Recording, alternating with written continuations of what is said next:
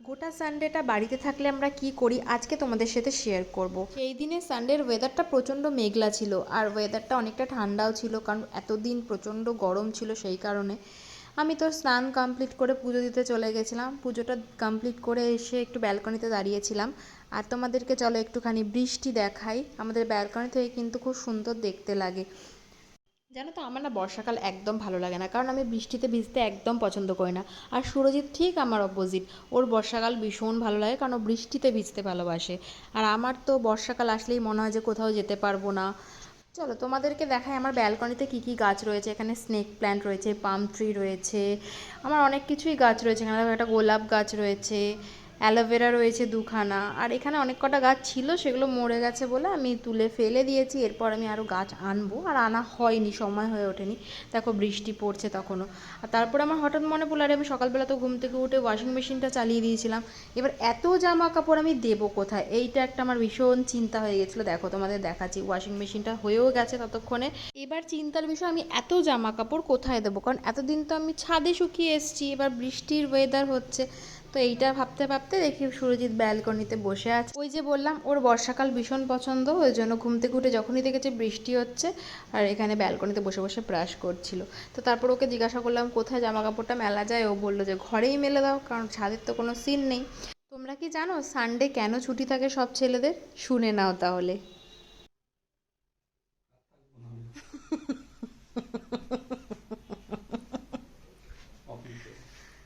রোববার অফিস গিয়ে কি হবে? সানডে মানে জানো কি? সানডে ওঠো, পিঠে ব্যথা ঠিক হবে না, ওঠো। কুরকুরে পরে খাবে, কুরকুরে পরে খাবে। শোনো একটা কথা বলি, কি ছিঁড়ে ফেললে এটা? সানডে, তুমি জানো ভগবান সানডে কেন বানিয়েছে? আর সানডে কেনই অফিসের ছুটি দেয় সব ছেলেদের? সেই পাকড়ে সানডে এই জন্যই বানানো হয়েছে, কারণ ছেলেরা সেই দিন কি সব বাড়ির কাজ করে। যেমন তুমি করবে আজকে বাথরুম ক্লিনটা করবে, এইটা এখন বিছানাটা তুলছো, ঠিক আছে কোনো ব্যাপার না, তাই তো? তবেই তো ভালোভাবে বিরিয়ানিটা খেতে পারবে, খিদেটা ভালো পাবে। তাহলে কেন খাচ্ছ কুরকুরেটা? দাও আমাকে। সে তো তুমি একটা কি কাজে ব্যস্ত ছিলে, হাতে দড়ি দিলে আমার। খেয়ে নিয়েছি। শুনো তোমার হাতে কি ট্যান পড়েছে গো? দেখো পুরো ভিডিওতে বোঝা যাচ্ছে, দেখি দেখি দেখি। তুমি আজ, তুমি আজকে আমার কাছে বসবে। আগে দুধে আলতা রং ছিল, এখন দুধ নেই, এদিকটা আলতা আছে। আলতা না, শোনো আলকাতরা। ওই আলতাটা এই তুমি আজ বসবে, আমি ইয়ে ঠিক করে দেবো। হেভি ওয়েদারটা কিন্তু এই যে খুব ভালো ওয়েদার। ওকে, বলতে হবে না কাউকে কি কি পারপাসে ভালো ওয়েদার সেটা আর বলতে লাগবে না। ওকে বাই গাইস, ননভেজ কথা বলছে, টাটা। সত্যি কথা বলছি আমি। ছি,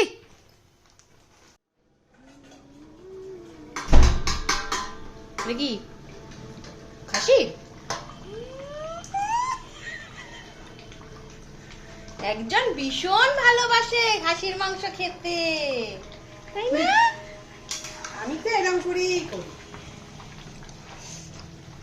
আচ্ছা বিরিয়ানি হচ্ছে, আবার ছুটি, বাড়িতে একটু না চিকেন মটন করলে হয় না বলো? মনগুলো একটু সারাদিন সারা সপ্তাহে তো ওরা বাইরে কাজ করে, ওর জন্যই আজকে আমাদের বাড়িতে। তোমাকে এইভাবে কে বলতে বলেছে? একটু ভালো করে বলছে তাই তো? ভিডিও হচ্ছে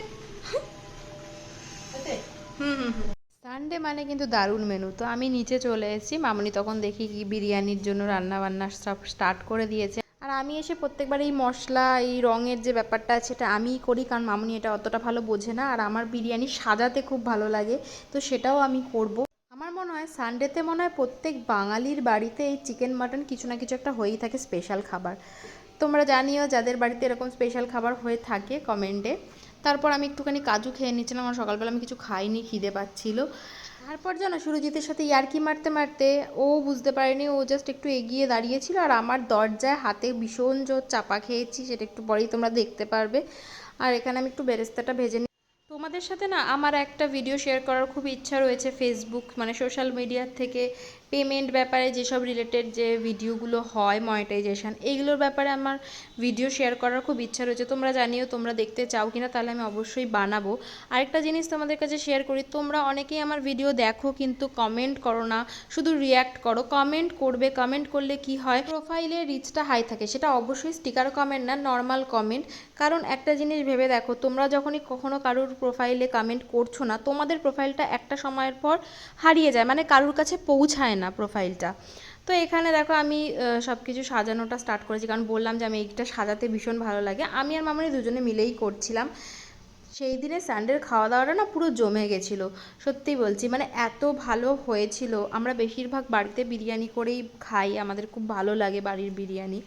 বাইরেরটাও খাই না তা নয়, কিন্তু বাড়িতে করতে বেশি ভালো লাগে। তো এখানে মামনি সব কিছু চিকেনগুলো দিয়ে দিচ্ছিলো, তারপর আমি এক এক করে সব কিছু সাজাচ্ছিলাম। আমি বললাম যেহেতু আমি এটা করতে খুব ভালোবাসি। আর বাকিটা কিন্তু মামনিই করেছে, মানে সব কিছু রান্না, মাটন চিকেন সব কিছু রান্না কিন্তু মামনি করেছিল। আচ্ছা, তোমাদের বাড়ির বিরিয়ানি ভালো লাগে নাকি বাইরের বিরিয়ানি খেতে ভালো লাগে, কমেন্টে কিন্তু জানাবে। আমার কিন্তু বাড়ির বিরিয়ানি বেশি ভালো লাগে, সেটা আমার মামুনির হাতে হোক বা আমার মায়ের হাতে হোক, দুজনেই কিন্তু খুব ভালো বিরিয়ানি বানায়।